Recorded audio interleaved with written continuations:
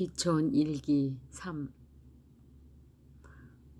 그봐, 내가 뭘 했어. 잘못 사왔잖아. 남편이 나를 핀잔하는 말이다. 김장배추를 심기로 하고 우리도 남들처럼 비닐을 덮고 배추를 심기로 했다. 그래서 옆집에서 일러주는 대로 정매상에서 이것저것을 사기로 했던 것이다. 남편은 가게에 들어가기 전 수첩에 적은 것을 꺼내었다. 나는 말했다. 아이고, 촌티나게 굴지 말아요. 우리가 초보인 걸 알면 종묘상에서 비싸게 받으려고 할지도 몰라요. 하면서 남편의 수첩을 빼앗았다. 나는 늘 사던 사람처럼 익숙한 척 하면서 검정 비닐과 여러 가지를 주문해서 사들고 집으로 왔다. 밭에 비닐을 치기 위해 둘이 비닐을 마주 잡으니 밭에 비해 터무니없이 비닐이 작았다. 이번엔 남편이 나를 핀잔하는 것이다. 비닐이 너무 작다는 것이다. 남편의 말을 들으니 정말 그런 것 같았다. 다시 종묘상으로 갔다. 밭의 넓이와 길이를 적은 종이를 주고 거기에 맞는 큰 비닐을 달라고 하니 주인은 대뜸 어이없다는 표정으로 나를 바라보았다. 농사가 처음이시죠? 나는 아니라고 했다. 처음이라고 하면 가게 주인이 나를 무시할 것 같았기 때문이다. 가게 주인은 내게 말했다. 이 밭의 넓이에 맞춰 비닐을 달라고 하시는데 이렇게 큰 비닐도 없을 뿐더러 밭에 비닐을 몽땅 쳐버리면 밭은 어떻게 매실 겁니까? 참 어이없네요. 내가 권해드린 비닐이 적당한 크기이고 가장 많이 쓰는 것이니 그냥 가져가십시오. 나는 얼굴이 뜨뜻해져서 아무 말도 못하고 가게를 나왔다. 잘난 척 하려던 나의 꿈은 망가지고 깨져서 집으로 돌아왔다. 이번에는 내가 남편에게 차주청을 설명하며 투덜대었다. 아무튼 텃밭을 가꾼 이후로 남편과 나는 서로 다투기도 잘하였고 아기자기한 재미도 늘었다. 아이들 말에 의하면 부부가 똑같이 강화에 텃밭 자랑, 집 자랑 하기에 너무나 죽이 잘 맞는다는 것이었다. 남편과 둘이서 닭동으로 걸음을 하고 비닐을 치고 배추 모종을 심고 무씨를 파종했다. 파종하는 유난히 비가 많이 왔다.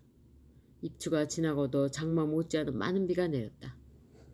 특히 태풍이 몰고 온 집중호우는 대단했다. 하늘만 쳐다보며 농작물 걱정을 했다.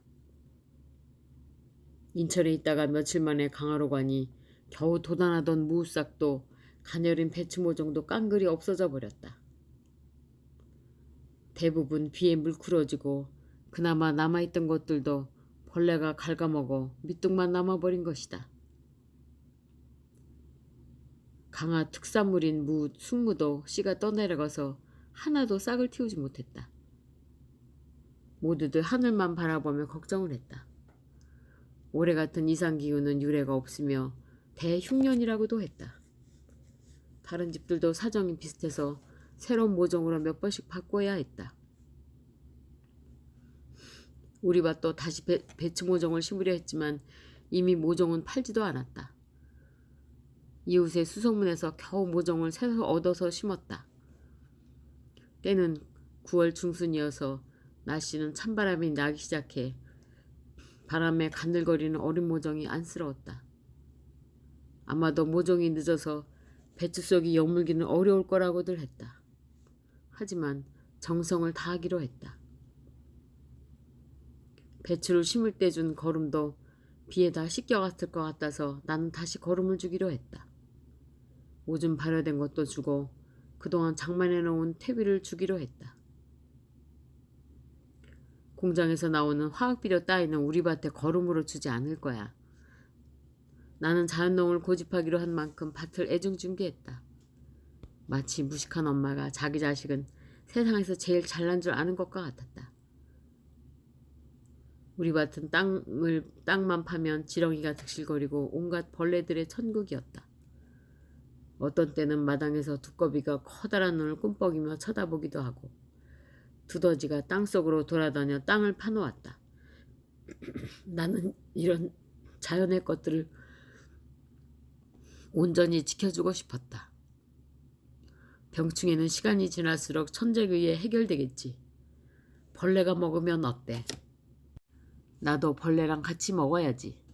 이런 기특한 생각까지 했고, 아무려면 벌레보다 내가 더 많이 먹을 수 있을 거야 하고 생각했다. 그런 생각을 비웃기라도 하듯 배추 열매는 단 10%도 건지지 못하고 벌레가 깡그리 차지했다. 배추나 무도 역시 그 지경이었다. 아침 저녁으로 쭈그리고 앉아 벌레를 잡았다. 밭을 들여다보며 벌레가 다 먹는다고 꿀탕을 하자 뒷집 할머니가 병충해 방지용 농약을 건네주었다. 나는 고민하다가 뿌리지 않았다. 결코 농약 따위는 안 칠 거야. 벌레에게 다 주는 한이 있어도 안 칠 거야. 나의 결심은 이랬다. 아마도 그동안 농약에 길들였던 밭이어서 그러리라. 이 시기가 지나면 조금 나아질 거라는 생각도 했다.